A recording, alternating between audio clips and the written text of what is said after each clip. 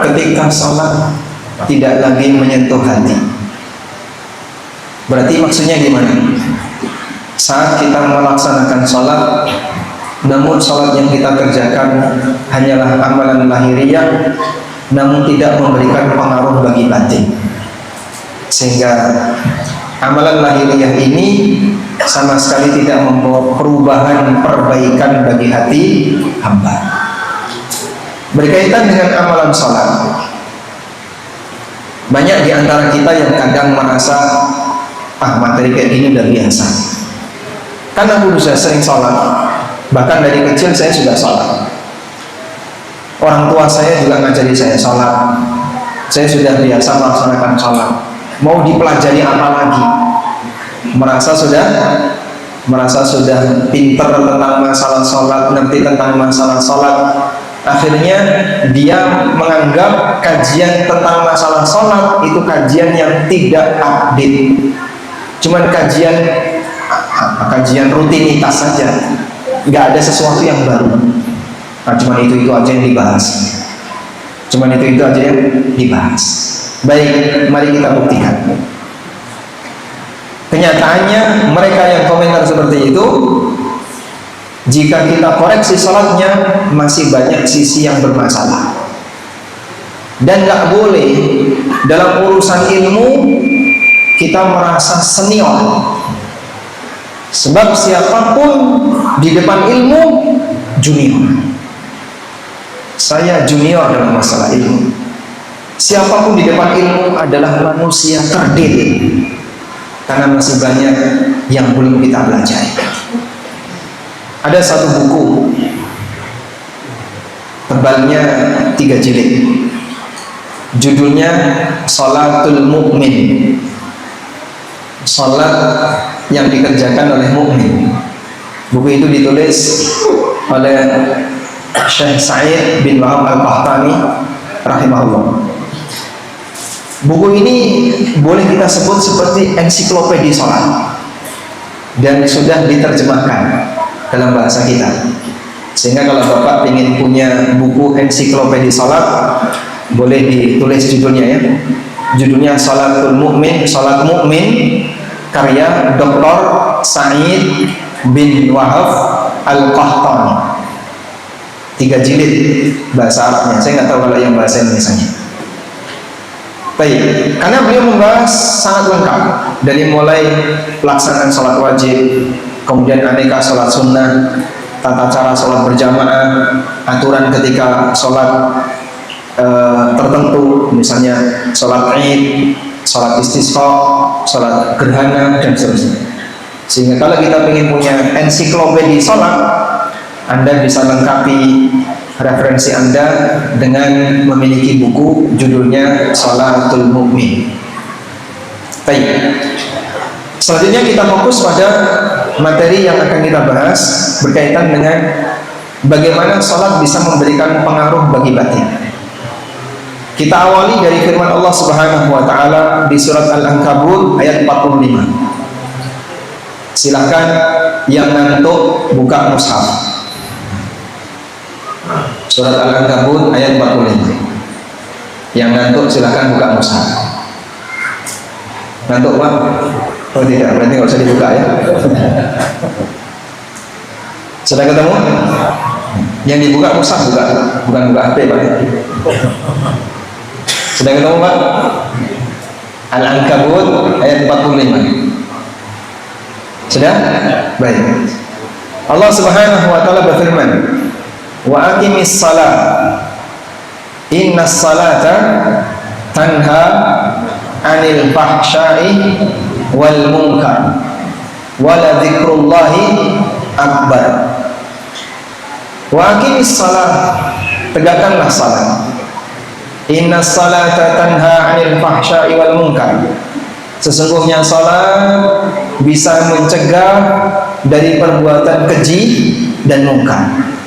Wala dzikrullahi akbar, dan sungguh zikrullah itu lebih besar. Insyaallah kita akan fokus pada ayat ini. Baik. Dalam ayat ini Allah Subhanahu wa Ta'ala perintahkan kita untuk menegakkan salat. Wa aqimis salat, tegakkanlah salat. Lalu Allah Subhanahu wa taala sebutkan keutamaan ketika seseorang menegakkan salat. Innas salata tanha 'anil fahsya'i wal munkar. Sesungguhnya salat bisa mencegah dari perbuatan keji dan munkar.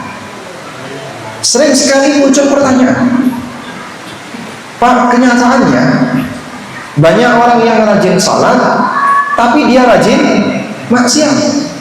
Itu gimana itu? Katanya Al-Quran mengatakan salat bisa mencegah dari perbuatan keji dan munkar, tapi masih banyak orang yang salat dan dia lancar berbuat keji dan munkar.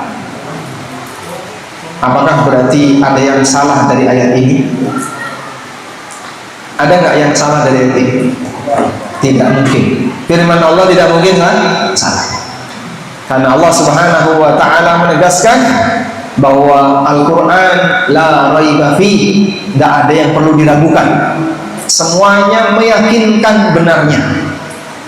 Semuanya meyakinkan benarnya. Kitab-kitab yang lain, Taurat dan Injil, tidak ada pernyataan la raiba fi. Karena Allah tidak menjamin penjagaannya. Hanya satu kitab yang Allah mengatakan dzalikal kitabu la raiba fi. Sehingga kalau orang pegang Injil, mungkin nggak ada bagian yang meragukan di sini, Pak. Diakui oleh mereka sendiri. Ketika orang pegang Taurat, mungkin nggak ada yang meragukan dalam isinya, diakui oleh mereka sendiri. Jadi sebagian di antara mereka itu kadang nggak yakin ini benar nggak aslinya kayak gini. Mereka sendiri meragukan itu. Tapi untuk Al-Quran, begitu kaum muslimin membuka dari mulai halaman pertama sampai yang terakhir, kita semuanya yakin nggak ada yang ragu, benar semua. Nah, muncul pertanyaan, apakah semua kebenaran itu dicantumkan dalam Al-Quran? Apakah semua kebenaran itu dicantumkan dalam Al-Quran? Iya, yang benar. Pasti. Iya atau tidak? Tidak. Katanya tidak. Jadi yang benar yang mana ini? Sebutkan contoh kebenaran yang tidak disebutkan dalam Quran. Masya Allah. Setahu lagi kajian ini. Misalnya, kebenaran takdir itu tidak semuanya ada dalam Al-Quran. Sehingga ada banyak realita yang tidak disebutkan dalam Quran. Sehingga kaidahnya begini, semua isi Quran tidak ada yang menyalahi realita, tapi tidak semua realita tercantum dalam Quran. Paham? Saya ulang ya, semua isi Quran tidak ada yang menyalahi realita. Paham ya? Jadi nggak ada dalam Quran, oh ini nggak bener ini, realitanya kayak gitu kok ayatnya bunyinya kayak gini. Nggak ada yang kayak gitu. Semua isi Quran tidak ada yang menyalahi realita, tapi tidak semua realita tertulis dalam Al-Quran. Paham ya? Baik. Sebutkan contoh realita yang tidak disebutkan dalam Quran. Ada situ duduk di depan. Sebutkan contoh realita yang tidak disebutkan dalam Quran. Hah? Iya, contohnya. Saya kasih juga. Hah? Kita datang ke sini kan? Bapak hadir di sini tidak disebutkan dalam Quran ya. Wonosobo ada di Jawa Tengah. Salah atau benar? Hah? Benar. Ada nggak dalam Quran? Nah. Ibu kota Indonesia adalah Jakarta. Salah atau benar? Salah. Udah pindah? Udah pindah? Belum. Jakarta ibu kota Indonesia. Salah atau benar? Benar. Sehingga ada banyak kalimat-kalimat benar ya, yang itu tidak ada dalam Quran. Loh, kenapa Pak? Sebab Quran bukan kitab takdir. Sebab Quran bukan kitab takdir. Quran bukan lauhul mahfuz. Kalau semua kebenaran takdir ada dalam Quran, maka Quran kitab takdir. Dan Quran bukan kitab takdir. Quran itu menceritakan sebagian sejarah dan takdir, tapi tidak merangkum semuanya. Ada orang yang tanya sama saya, Pak, dinosaurus itu benar nggak sih Pak? Kok nggak ada dalam Quran? Sebutkan nama dinosaurus dalam Quran. Satu saja. Ada? Jadi orang sempat tanya, dinosaurus itu benar nggak sih Pak? Kok nggak ada dalam Quran?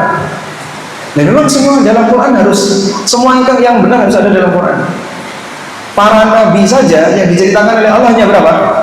25. Allah bahkan mengatakan wa rusulan qad qasasnahum 'alaika min qablu wa rusulan lam naqsushum 'alaik. Ada rasul yang telah kami ceritakan kepada kamu dan ada rasul yang tidak kami ceritakan. Sehingga rasul yang tidak diceritakan oleh Allah jauh lebih banyak dibandingkan yang diceritakan. Jadi pentingnya apa Quran bahas dinosaurus, rasul saja nggak diceritakan. Tapi kalaupun tidak ada dalam Quran, belum tentu tidak benar. Oh, nggak ada dalam Quran ini nggak benar berarti? Ya belum tentu. Walaupun kita nggak tahu pastinya itu ada atau tidak.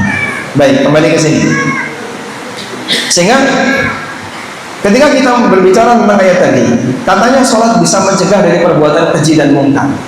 Tapi realitanya, kenapa banyak orang yang ketika sholat dia masih rajin melakukan perbuatan keji dan mungkar? Apakah berarti ayatnya tidak sejalan dengan realita? Ini tentu saja salah paham. Terus gimana Pak? Al-Quran tidak ada yang menyalahi realita. Lalu penjelasannya bagaimana? Baik, coba kita jelaskan. Bapak Ibu yang dimuliakan Allah Subhanahu Wa Taala, sebelumnya coba Anda bedakan dua ini. Mana yang lebih berat untuk dilakukan? Melakukan ritual ketaatan, seperti sholat, zikir, baca Quran. Dengan yang kedua, mengikuti aturan syariat. Mengikuti aturan syariat itu seperti meninggalkan riba, meninggalkan sesuatu yang haram, tidak korupsi, tidak melakukan pelanggaran terkait hak orang lain. Ya? Dari dua ini yang lebih berat yang mana? Yang mana? Yang mana? Satu atau dua? Yang lebih berat? Nomor dua. Yang nomor dua. Sehingga koruptor yang rajin sholat ada. Itu berarti apa dia? Dia mungkin berhasil dari sisi rajin ritual ketaatan, tapi gagal dari sisi aturan. Banyak orang yang melanggar aturan Allah. Di saat yang sama dia rajin zikir, nggak pakai jilbab, tapi rajin yasinan. Ada? Banyak. Ya. Dia praktek riba, tapi rajin tahlilan. Ada? Dia apalagi? Suka mengambil hak orang lain, tapi rajin mujahadah. Sehingga kalau bicara ritual agama, ritual ketaatan, kita tidak mengingkari orang ini rajin. Mungkin dia ahli tahajud, mungkin dia ahli puasa, tapi di saat yang sama dia rajin berbuat maksiat dengan cara A, dengan cara B, dengan cara C. Dua ini dua hal yang berbeda. Dua ini hal yang berbeda. Oleh karena itu kita beribadah kepada Allah dengan ritual keagamaan, ritual ketaatan. Di saat yang sama kita juga beribadah kepada Allah dengan meninggalkan yang haram. Sehingga jangan dikira meninggalkan yang haram itu hal yang remeh. Itu lebih berat daripada ritual yang kamu kerjakan. Maka kalau misalnya ada orang yang menuduh orang lain, nah itu jarang sholawat, jarang baca zikir, tapi orang ini komitmen dengan agamanya, nggak pernah riba, nggak pernah korupsi, nggak pernah mengambil harta haram. Ini yang bicara dia membanggakan dengan rajin tahajud, rajin, bisa jadi rajin berbuat maksiat dengan aneka mengambil harta haram. Dia nggak mampu seperti orang yang pertama tadi. Karena itu Nabi SAW pernah memberikan sebuah batasan. Ada sahabat yang tanya kepada beliau, hadisnya sahih riwayat Bukhari Muslim. Ya Rasulullah, indi jarah wa dzukira min qiyamiha wa siyamiha. Kemudian diceritakan, wanita ini, saya punya tetangga, ibu-ibu. Diceritakan ibu-ibu ini rajin qiyamul lail, rajin salat malam, rajin tahajud, rajin puasa. Wa dzukira min qiyamiha wa siyamiha, dia rajin puasa. Walakin tu'dhi jaraha bilisaniha. Tapi sayangnya wanita ini suka menyakiti tetangganya dengan lisannya. Apa kata Nabi SAW? La khaira fiha, hiya finnar. Wanita seperti ini tidak ada nilai baiknya. Dia adalah ahli neraka. Sehingga ketaatan pribadi dia bisa, tapi gagal taat sosial. Sehingga orang seperti ini, kata Nabi SAW, la khaira fiha, kebaikannya nggak ada nilainya. Dianulir oleh Rasulullah SAW. Karena di saat yang sama dia suka berbuat dolim kepada orang lain. Maka jangan merasa bangga dulu dengan ibadah yang sifatnya ketaatan pribadi, tapi di saat yang sama dia gagal ketika berinteraksi dengan orang lain. Dia mengambil hak orang lain, dia mencuri harta orang lain, apalagi harta yayasan, harta yang dimiliki oleh lembaga, atau yang lebih luas lagi milik negara. Ini berbahaya. Coba Anda lihat saat Nabi SAW ditanya oleh seorang sahabat, ya Rasulullah, ara'aita law qutiltu fi sabilillah ayughfaru li? Ya Rasulullah, kalau aku terbunuh di medan jihad, apakah dosaku akan terampuni?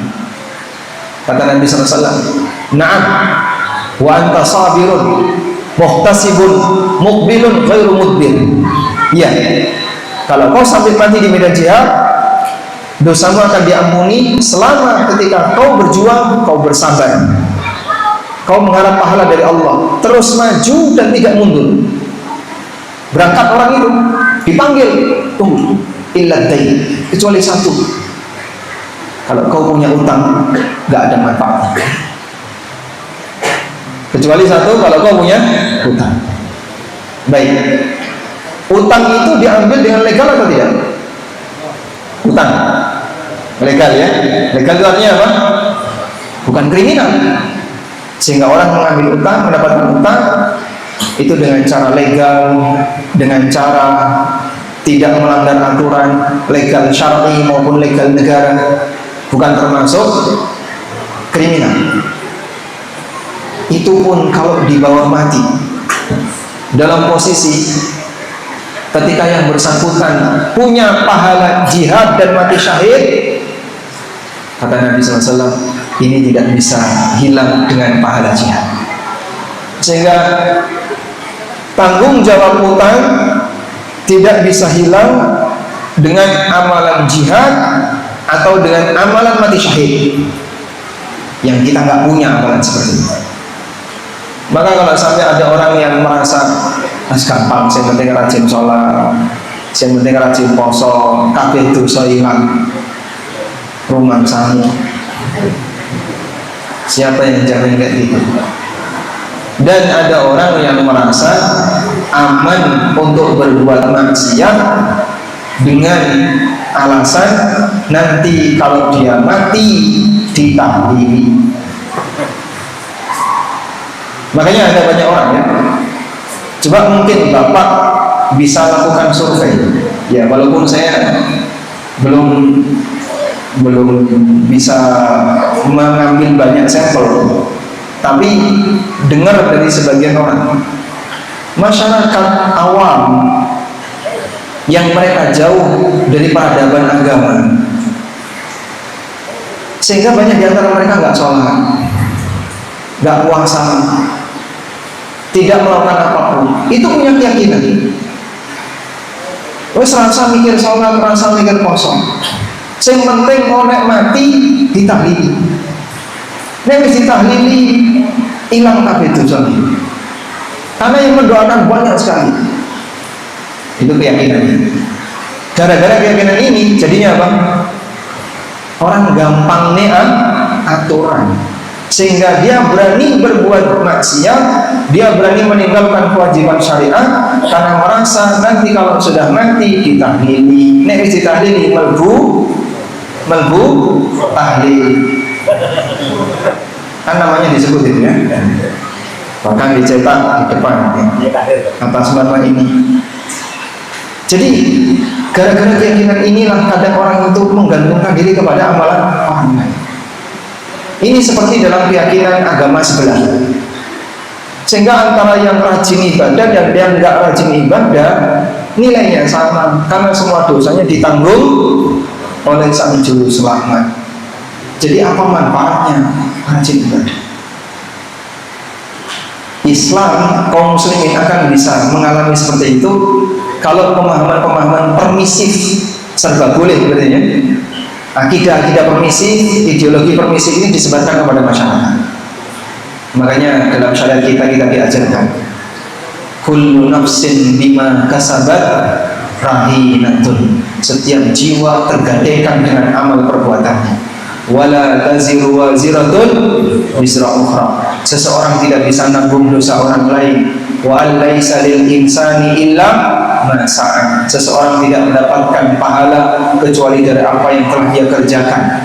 In ahsantum ahsantum li anfusikum, nek awakmu apik sakjane awakmu apik kanggo awakmu dhewe.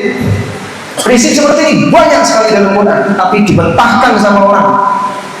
Gampang, rasa sholat, rasa poso, rasa mikir sing berat-berat, sing penting awak dhewe nikmati melbu tahlil. Nah kalau kayak gini caranya kan akhirnya ngajak orang untuk malas-malasan dalam beragama. Coba Bapak survei Pak, buktikan ini Pak. Bapak survei, mungkin teman-teman mahasiswa bisa terjun ke lapangan, buat angket pemahaman apa tentang fadilah tahlilan. Apa harapan Bapak kalau Bapak nanti itu ditahlili? Dalam keyakinan mereka itu, kami kalau nanti ditahlili, nanti semua dosa kami hapus, kewajiban kami gugur semuanya dan seterusnya, jaminan masuk surga. Mungkin bisa dilakukan kayak gitu ya, surga. Kita mau buktikan. Nah itulah akidah Murji'ah. Murji'ah itu kayak gitu ya. Jadi dia menggantungkan diri kepada amal orang lain, atau dia merasa yang penting kita ini sudah punya la ilaha illallah, walaupun nggak sholat, walaupun tidak pernah ibadah, pasti nanti jaminan. Padahal nggak demikian. Baik. Hal yang sama juga kayak tadi. Jadi dia merasa dengan sholat yang dia kerjakan menjamin maksiat yang dia lakukan pasti hilang. Menjamin maksiat yang dilakukan pasti hilang. Ini saya tidak dengar langsung, tapi dari teman. Teman saya ini punya kawan akrab, seorang pejabat, dan beliau tahu lah bagaimana manuver kawan akrabnya ini dalam berpolitik. Teman saya itu bilang waktu dia datang ke rumahnya, koncoku, maksudnya si pejabat ini, dia itu bilang kayak gitu, urip iki sing penting rajin sholat, rajin ibadah, poso, jolali, sedekah, ya nek wis mampu umroh, insya Allah kabeh beres. Dalam keadaan dia ini termasuk di antara koruptor, tapi dalam keyakinan dia yang penting sholat, yang penting ibadah, insya Allah kabeh beres. Karena orang merasa ibadah itu menghapus semua dosa-dosa dia, sehingga dia merasa dengan berbuat dosa itu akan hilang dengan sendirinya. Padahal Nabi SAW mengingatkan, as-salawatul khamsu wal jum'ah ila jum'ah wa ramadan ila ramadan mukaffiratun lima bainahun majtuni batil kabair. Antara sholat 5 waktu, Jumatan ke Jumatan berikutnya, Ramadan ke Ramadan berikutnya, bisa menghapus dosa-dosa di antara keduanya, majtuni batil kabair, selama dosa besar dijauhi. Selama dosa besar dijauhi. Ghibah itu dosa besar atau kecil? Besar. Kenapa? Karena ada ancaman dalam Al-Quran. Mengambil harta orang lain dosa besar atau kecil? Besar. Sehingga dosa-dosa besar itu gak bisa hapus dengan sendirinya dengan ibadah sholat maupun ibadah zikir atau yang lainnya. Ini hanya bisa hilang jika yang bersangkutan serius taubat, mau meninggalkan dengan serius. Nah, disinilah jamaah arti dari kita melihat kenyataan di ayat inna salata tanha 'anil fahsya'i wal munkar. Salat bisa mencegah dari perbuatan keji dan munkar. Kenapa kok nggak berpengaruh bagi sebagian orang yang sholat? Karena dia punya keyakinan bahwa maksiat aman selagi sholat. Yang benar gimana? Dua ibadah ini berbeda. Meninggalkan maksiat itu berarti Anda memenuhi aturan Allah. Melaksanakan sholat berarti Anda melaksanakan ritual ketaatan kepada Allah. Kita beribadah dalam bentuk ritual sholat, di saat yang sama kita juga beribadah dalam bentuk meninggalkan maksiat. Maka kalau ada orang yang dia merasa dengan hanya cukup meritual sholat tapi dia tidak meninggalkan maksiat, jangan harap sholatnya bisa mencegah dari perbuatan keji dan munkar. Lalu dari sisi mana sholat itu bisa mencegah dari perbuatan keji dan munkar? Sholat yang bisa mencegah dari perbuatan keji dan munkar adalah ketika sang hamba bisa merenungkan kalimat yang dia baca dalam salatnya, yaitu ayat-ayat Al-Quran yang dia baca dalam salatnya. Sehingga makna salat di sini adalah ayat Al-Quran yang dibaca dalam salat. Inna salata tanha 'anil fahsya'i wal munkar. Sesungguhnya ayat Al-Quran yang dibaca dalam salat bisa mencegah dari perbuatan keji dan munkar. Sebab terkadang Allah Subhanahu wa ta'ala menyebut bacaan Quran itu dengan salat. Sebagaimana yang Allah firmankan, wala tajhar bi salatika wala tukhafit biha. Jangan kau keraskan salatmu. Maksudnya jangan kau keraskan bacaan Quranmu dalam salat. Nah, bacaan Quran dalam salat itu isinya apa? Nasihat, perintah, dan larangan. Maka bacaan Quran dalam salatmu itu karena isinya perintah dan larangan, berarti mencegah dari perbuatan keji dan munkar. Bacaan Quran dalam salatmu itu isinya perintah dan larangan yang akan mencegah kamu dari perbuatan keji dan munkar, terlepas dituruti atau tidak. Maksudnya gimana sih Pak? Maksudnya kayak gini, Pak Ustadz memberi nasihat. Nasihat Ustadz memerintahkan orang untuk meninggalkan perbuatan keji dan munkar. Pak, nasihat Ustadz melarang orang untuk melakukan perbuatan keji dan munkar. Kalimat ini, nasihat Ustadz melarang orang melakukan perbuatan keji dan munkar. Tapi masyarakat yang mendengar nasihat Ustaz tetap ada yang melakukan perbuatan keji dan munkar. Berarti apakah nasihatnya yang salah? Tidak. Tapi masyarakatnya tidak nurut sama nasihat itu. Sehingga karena dia nggak nurut dengan nasihat itu, maka setelah dia dengar nasihat, dia tetap melakukan perbuatan kemungkaran. Baik. Mulai ngantuk, Masya Allah. Sekarang itu nyanyian liar meripati abang. Udah selesai ya, udah sampai sini aja. Kasihan jamaah yang ngantuk. Cukup Pak ini? Lanjut apa lagi? Jamaah yang ngantuk. Coba. Warak barmangan dingin, udan-udan ditungengi merem. Baik, sehingga sholatmu itu sebenarnya punya kemampuan untuk mencegah kamu dari perbuatan keji dan munkar. Nek kok turuti, nek kok turuti, percuma. Karena yang kau baca dalam sholatmu itu isinya nasihat-nasihat luar biasa. Kau membaca surat Al-Fatihah, kau membaca surat-surat pendek dalam sholatmu, itu isinya luar biasa. Kalau kau menuruti itu akan bisa mencegah kamu dari perbuatan keji dan munkar. Tapi sayangnya nasihat dari Al-Quran, pesan-pesan Tuhan dalam Al-Quran tidak kau gubris.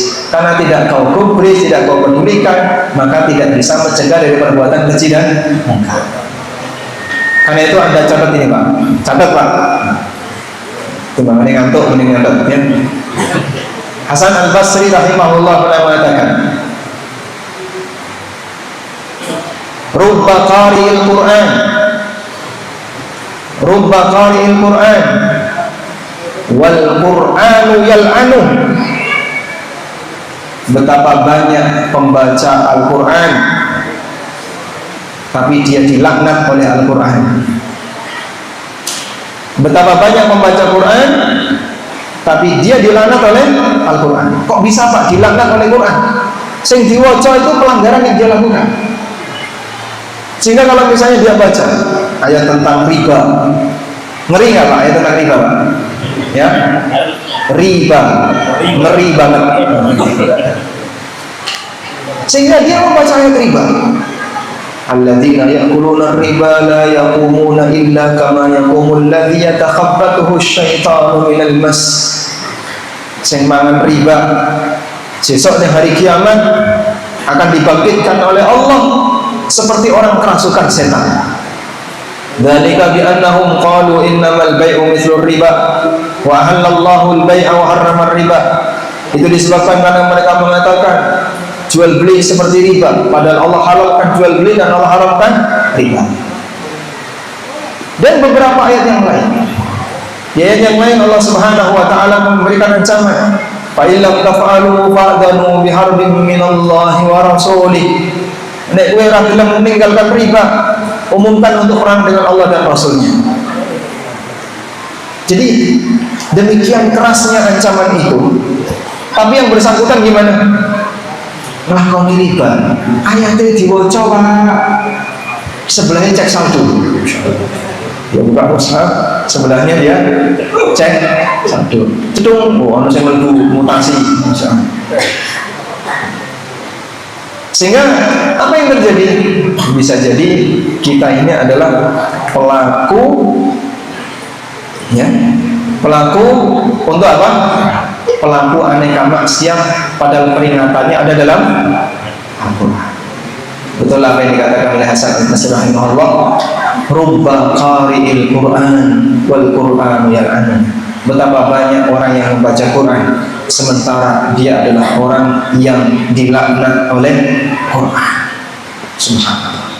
Mungkin saya termasuk Bapak Ibu juga barangkali pernah melakukan seperti itu.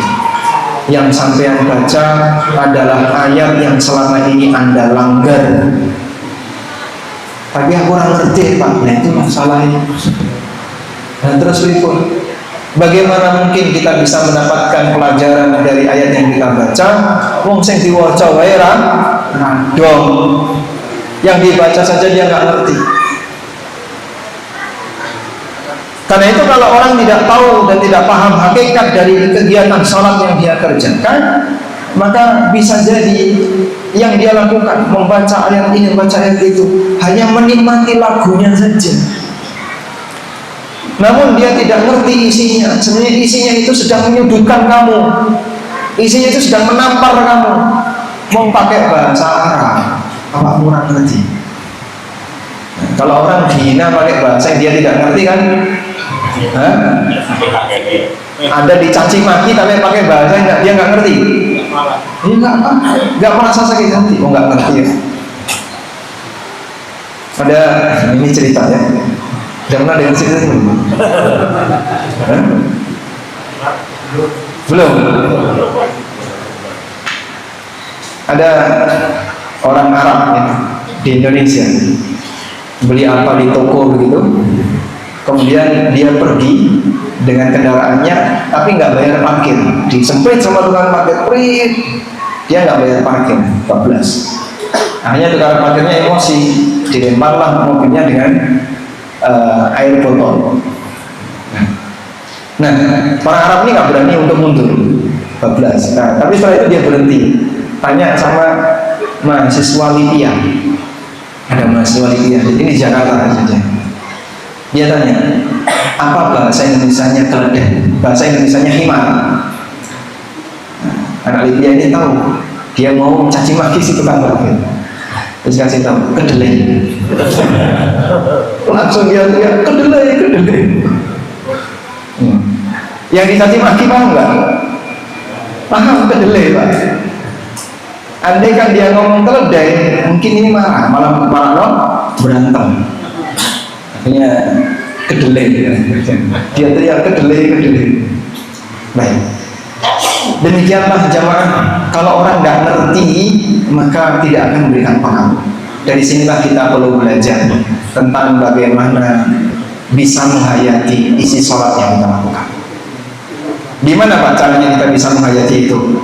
Berarti jenengan kudu ngerti makna dari takbiratul ihram, Allahu Akbar, makna dari bacaan surat Al-Fatihah yang kita baca, makna dari doa ruku', makna dari doa i'tidal, doa sujud dan seterusnya. Betul. Kalau orang menghayati dengan serius, maka dia tahu arti penting dari sholat yang dia kerjakan, dan Anda bisa rasakan pengaruhnya dalam kehidupan nyata. Karena itulah dulu sebagian di antara sahabat, mereka ketika mau sholat itu mukanya pucat. Kok bisa Pak mukanya pucat? Kira-kira kalau orang mau menghadap pejabat dan pejabat itu sangat dihormati, apa yang akan terjadi pada dirinya? Grogi sampai apa? Kadang mukanya pucat, merasa nggak nyaman, bingung, kok arep ngomong apa, nek ditakoki pripun. Itu kalau dia menghadap pejabat, mukanya pucat. Sehingga dulu sebagian di antara sahabat kalau mau sholat mukanya pucat. Kenapa pucat? Aku mau menghadap rajanya para raja, Allah Subhanahu wa Ta'ala. Dia tahu arti penting ketika menghadap Allah, sehingga saat dia sholat dia begitu serius karena dia meyakini Allah berada di hadapannya. Dia resapi setiap gerakan dan bacaan-bacaan dalam sholatnya. Dari situlah pengaruh besar kalau orang bisa meresapi, insya Allah sholatnya akan memberikan pengaruh perbaikan bagi hati. Baik, ada informasi sedikit ini. Jadi saya menulis buku tafsir sholat. Mungkin sebagian di antara jamaah ada yang sudah punya buku itu. Ada yang sudah punya buku tafsir sholat? Punya? Ada yang belum? Ada yang sudah punya belakang? Bapak punya buku tafsir sholat? Sudah dibuka belum sekelnya? Oh sudah. Berarti sudah dibaca ya? Dalam buku tafsir sholat kami meringkas tentang bacaan dan tafsirnya. Jadi takbiratul ihram tafsirnya apa? Saat kita baca doa iftitah tafsirnya apa? Ta'awud tafsirnya apa?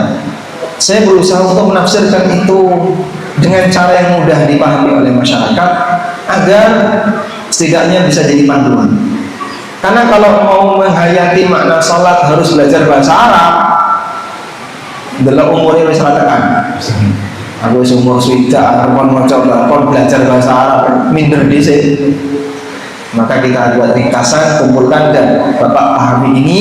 Insya Allah mudah-mudahan nanti bisa membantu bagaimana cara menghayati sholat dengan maksimal. Wallahu ta'ala a'lam. Baik, mungkin itu saja yang bisa kita jadikan sebagai pengantar. Semoga pengantar ini bermanfaat.